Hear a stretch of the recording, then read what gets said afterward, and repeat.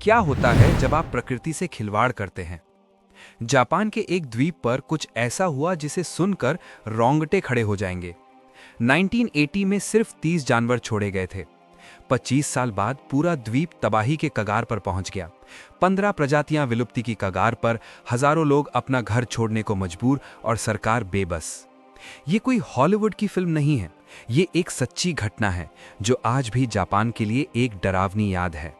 और सबसे हैरान करने वाली बात, ये सब एक छोटे से फैसले की वजह से हुआ जिसे सरकार ने समाधान समझा था। आज मैं आपको बताने जा रहा हूं कि कैसे एक मासूम दिखने वाली योजना ने पूरे इकोसिस्टम को तबाह कर दिया। और ट्रस्ट मी, इस कहानी का हर मोड़ आपको सोचने पर मजबूर कर देगा कि क्या हम इंसान सच में इतने समझदार हैं जितना हम खुद को मानते हैं।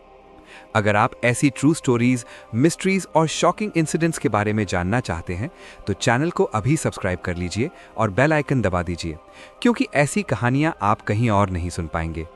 तो चलिए शुरू करते हैं उस दिन से जब जापान की सरकार ने एक ऐसा फैसला लिया जिसका अंजाम कोई सोच भी नहीं सकता था। 1970s का दशक, जापान का अमामी ओशिमा द्वीप, समुद्र के बीच बसा एक खूबसूरत टापू जहां हरियाली थी, शांति थी और लोग अपनी जिंदगी आराम से जी रहे थे। लेकिन इस खूबसूरती के पीछे एक खौफनाक सच्चाई छिपी थी। इस द्वीप पर एक जहरीला सांप रहता था जिसे हाबू स्नेक कहते हैं। और ये कोई साधारण सांप नहीं था। इसका जहर इतना खतरनाक था कि अगर काट ले तो इंसान के पास बचने के लिए सिर्फ कुछ घंटे होते थे। अगर उस वक्त में इलाज नहीं मिला तो मौत तय थी। द्वीप के किसान खेतों में काम करते वक्त डर के साए में जीते थे। कभी भी कहीं भी ये सांप अचानक हमला कर सकता था। हर महीने कई लोग इसके शिकार हो जाते थे। घास में छिपे होते थे ये सांप, पत्थरों के नीचे, पेड़ों की जड़ों में, कहीं भी। और सबसे डरावनी बात, इनकी संख्या लगातार बढ़ती जा रही थी। द्वीप के अस्पतालों में रोज मरीज आते थे, सूजे हुए पैर, काला पड़ता हुआ मांस, तेज बुखार। डॉक्टर कोशिश करते पर कई बार हार जाते, क्योंकि उस समय एंटीवेनम यानी विषनाशक दवाई आसानी से मिलती नहीं थी। और अगर मिल भी जाती तो उसे रखने के लिए प्रॉपर कोल्ड स्टोरेज चाहिए था, जो ग्रामीण इलाकों में था ही नहीं। लोग धीरे धीरे अपने घर छोड़ने लगे। वो जमीन जो पीढ़ियों से उनके परिवार की थी, उसे छोड़कर वो शहरों की तरफ भागने लगे, सिर्फ इसलिए कि हर दिन मौत के खौफ में जीना नामुमकिन हो गया था। द्वीप वीरान होने लगा, खेत सूखने लगे और सरकार के पास कोई जवाब नहीं था। तब 1979 में एक इमरजेंसी मीटिंग बुलाई गई। टोक्यो से साइंटिस्ट्स आए, गवर्नमेंट ऑफिशियल्स आए। सबके सामने एक ही सवाल था, इन सांपों से कैसे छुटकारा पाया जाए। घंटों की बहस के बाद एक साइंटिस्ट ने एक आइडिया रखा। उसने कहा, हमें किसी ऐसे जानवर की जरूरत है जो सांपों को मारे और जो सांप के जहर से डरे भी नहीं। सबने सोचा। फिर किसी ने कहा, मॉन्गूस, नेवला। और ये सुनते ही पूरे कमरे में सन्नाटा छा गया, क्योंकि सबको पता था कि नेवला और सांप के बीच की दुश्मनी कितनी पुरानी है। भारत में तो लोग कहते हैं कि अगर नेवला और सांप आमने सामने आ जाएं तो लड़ाई तब तक चलती है जब तक एक मर नहीं जाता, और ज्यादातर बार जीत नेवले की ही होती है। साइंटिस्ट्स ने रिसर्च की। पता चला कि मॉन्गूस के शरीर में नेचुरली एक ऐसी इम्यूनिटी होती है जो स्नेक वेनम को न्यूट्रलाइज कर देती है।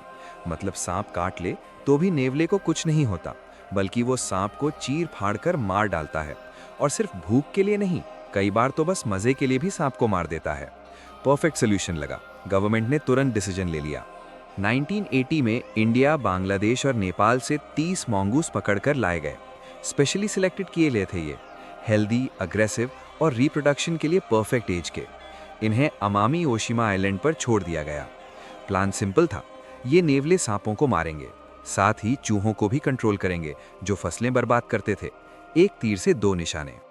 गवर्नमेंट ऑफिशियल्स खुश थे, साइंटिस्ट्स कॉन्फिडेंट थे, लोकल लोगों को लगा कि अब उनकी परेशानी खत्म होने वाली है। पहले साल सब कुछ नॉर्मल लगा। नेवलों ने अडेप्ट करना शुरू किया। द्वीप का एनवायरनमेंट उन्हें पसंद आया, खाना मिल रहा था, छिपने के लिए जगह थी। धीरे धीरे उनकी संख्या बढ़ने लगी, 30 से 50, 50 से 100। साइंटिस्ट्स ने सोचा ये तो एक्सपेक्टेड है, अगले कुछ सालों में ये हाबू स्नेक्स को कंट्रोल कर देंगे। लेकिन 5 साल बाद कुछ अजीब होने लगा।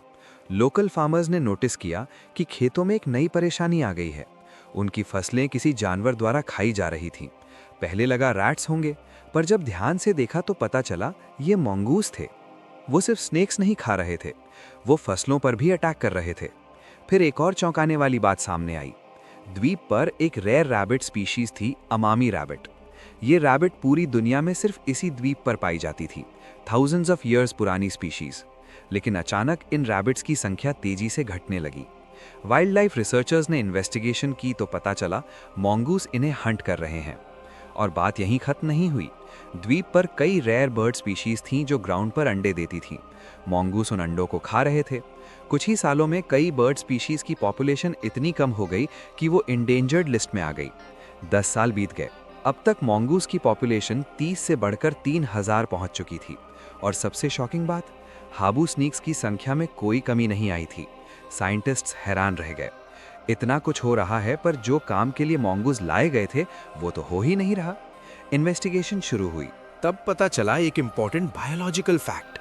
हाबू स्नेक नॉक्टर्नल है, यानी रात में एक्टिव होता है, और मॉन्गूस डायर्नल है, यानी दिन में शिकार करता है। मतलब दोनों का एनकाउंटर ही नहीं हो रहा था ठीक से। रात को जब सांप बाहर निकलते, मॉन्गूस सो रहे होते। दिन में जब मॉन्गूस शिकार के लिए निकलते, सांप अपने बिलों में छिपे होते। कभी कभार दोनों का सामना होता भी था तो मॉन्गूस को पता चल गया था कि द्वीप पर इतना आसान शिकार मौजूद है कि खतरनाक सांपों से क्यों भिड़ा जाए। रैबिट्स आसान टारगेट थे, बर्ड एग्स मिल जाते थे, फ्रूट्स और क्रॉप्स भी खा लेते थे, तो क्यों सांप का रिस्क लें। 2000 का साल आते आते situation completely out of control हो गई। मॉन्गूस की पॉपुलेशन अब 10,000 के करीब पहुंच चुकी थी। द्वीप का पूरा इकोसिस्टम डिस्टर्ब हो चुका था। 15 से ज्यादा स्पीशीज एक्सटिंक्शन के कगार पर थीं। अमामी रैबिट जो कभी हजारों में थी, अब सिर्फ कुछ 100 बची थीं। सेवरल बर्ड स्पीशीज कंप्लीटली गायब हो चुकी थीं। लोकल लोग गुस्से में थे। गवर्नमेंट पर प्रेशर बढ़ रहा था। मीडिया में खबरें आने लगीं कि कैसे एक गलत फैसले ने पूरे आइलैंड की बायोडाइवर्सिटी को खतरे में डाल दिया। इंटरनेशनल वाइल्ड लाइफ ऑर्गेनाइजेशंस ने जापान को वार्निंग दी कि अगर तुरंत एक्शन नहीं लिया गया तो ये द्वीप इकोलॉजिकल डिजास्टर का एग्जाम्पल बन जाएगा। तब फाइनली जापानीज गवर्नमेंट ने एक्सेप्ट किया कि उन्होंने एक बहुत बड़ी गलती की है। 2000 की शुरुआत में मॉन्गूस इरेडिकेशन प्रोग्राम लॉन्च किया गया। मैसिव स्केल पर ऑपरेशन शुरू हुआ। स्पेशल टीम्स बनाई गईं जिनका सिर्फ एक काम था, हर मॉन्गूस को पकड़ना या मारना। आसान नहीं था ये। मॉन्गूस बेहद तेज और चालाक होते हैं, वो आसानी से पकड़ में नहीं आते। साइंटिस्ट ने एडवांस टेक्नोलॉजी का यूज किया। पूरे आइलैंड पर हिडन कैमरास लगाए गए। मॉन्गूस के मूवमेंट पैटर्न स्टडी किए गए। पता लगाया कि वो कहाँ रहते हैं, कहाँ खाना ढूंढते हैं, कौन से रूट्स यूज करते हैं। फिर स्ट्रेटेजिक लोकेशंस पर स्पेशली डिजाइन ट्रैप्स लगाए गए। कुछ एरियाज में पॉइजन बेट रखी गई। स्पेशली ट्रेन डॉग्स को लाया गया जो मॉन्गूस की स्मेल डिटेक्ट कर सकते थे। ये डॉग्स मॉन्गूस के हाइडिंग स्पॉट्स ढूंढने में बहुत हेल्पफुल थे। हर रात टीम्स पेट्रोल करती। हर दिन ट्रैप्स चेक किए जाते। धीरे धीरे मॉन्गूस की संख्या कम होने लगी। 10,000 से 5,000, 5,000 से 1,000। लेकिन लास्ट फ्यू हंड्रेड सबसे मुश्किल थे। वो सबसे चालाक थे, ट्रैप्स से बचना सीख चुके थे।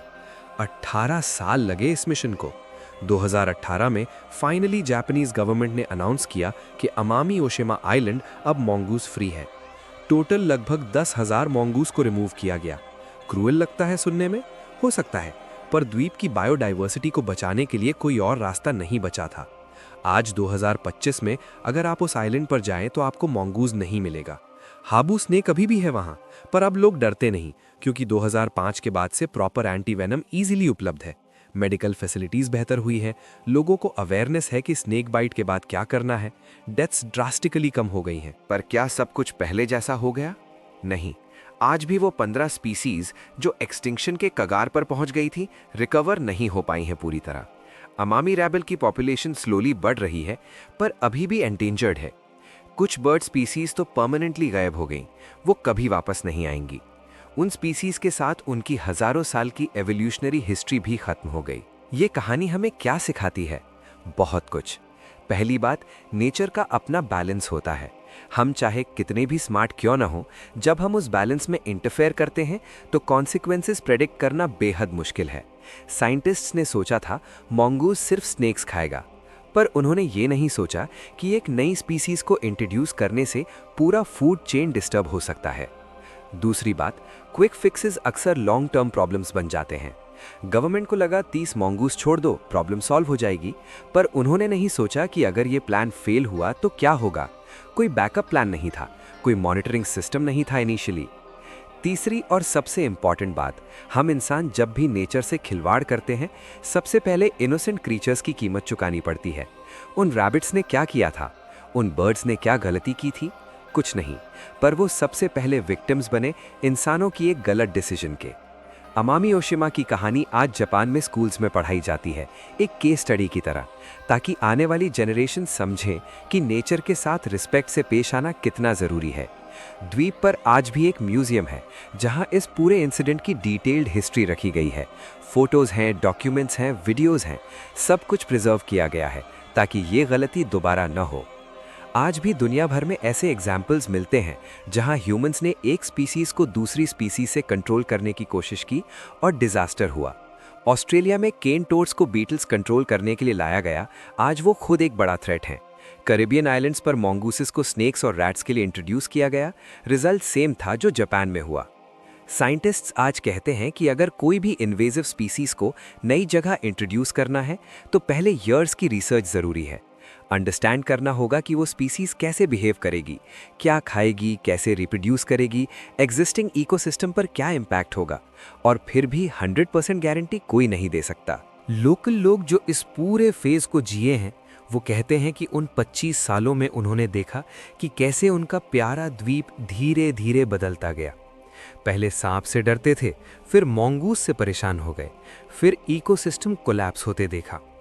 एक बुजुर्ग फार्मर ने एक इंटरव्यू में कहा था, हमने सोचा था सल्यूशन आ गया, पर वो सल्यूशन सबसे बड़ी प्रॉब्लम बन गई। नेचर को समझने में हम फेल हो गए। आज 2025 में टेक्नोलॉजी बढ़ गई है, साइंस एडवांस हो गया है, पर नेचर की कॉम्प्लेक्सिटी को पूरी तरह समझना अभी भी बहुत दूर है। हर इकोसिस्टम करोड़ों सालों में इवॉल्व हुआ है, हर स्पीशीज का एक रोल है, एक को हटाओ तो पूरा सिस्टम हिलने लगता है। अमामी ओशिमा के मोंगूस की कहानी सिर्फ एक आइलैंड की नहीं है, ये पूरी ह्यूमैनिटी के लिए एक वार्निंग है, एक रिमाइंडर है कि हम इस प्लैनेट के सिर्फ एक हिस्से हैं, हम ओनर्स नहीं हैं। और जब भी हमने ये भूलकर नेचर को कंट्रोल करने की कोशिश की है, नेचर ने हमें हमारी औकात दिखा दी है। तो क्या सीखा आपने इस कहानी से? अगली बार जब कोई कहे कि हम साइंस से सब कुछ सॉल्व कर सकते हैं, तो इस कहानी को याद रखिएगा। जब कोई कहे कि नेचर को हम कंट्रोल कर सकते हैं, तो उन 15 स्पीशीज को याद कीजिएगा जो ऑलमोस्ट एक्सटिंक्ट हो गई। और जब कभी लगे कि एक स्मॉल डिसीजन से क्या फ़र्क पड़ेगा, तो याद रखिएगा कि सिर्फ 30 मोंगूज ने पूरे इकोसिस्टम को कैसे हिला दिया। ये कहानी यहीं ख़त्म होती है, लेकिन सवाल ख़त्म नहीं होते। क्या हम इंसान कभी सीखेंगे? क्या हम नेचर के साथ हार्मनी में रह पाएंगे, या ऐसी गलतियां होती रहेंगी? जवाब आने वाला टाइम बताएगा। अगर आपको ये कहानी चौंकाने वाली लगी, अगर आपको लगता है कि ऐसी ट्रू स्टोरीज और लोगों को भी सुननी चाहिए, तो इस वीडियो को लाइक कीजिए, शेयर कीजिए, और हाँ, चैनल को सब्सक्राइब करना बिल्कुल मत भूलिएगा, क्योंकि हम हर हफ्ते ऐसी ही माइंड ब्लोइंग, शॉकिंग और सच्ची कहानियाँ लेकर आते हैं जो आपको सोचने पर मजबूर कर देंगी। बेल आइकन भी दबा दीजिए ताकि आने वाली कोई भी कहानी आप मिस न करें। कमेंट्स में बताइए कि आपको क्या लगता है, क्या ऐसी गलतियां आज भी हो रही हैं दुनिया में? तो मिलते हैं अगली कहानी में। तब तक के लिए याद रखिए, प्रकृति से लड़ने की नहीं, उसे समझने की ज़रूरत है।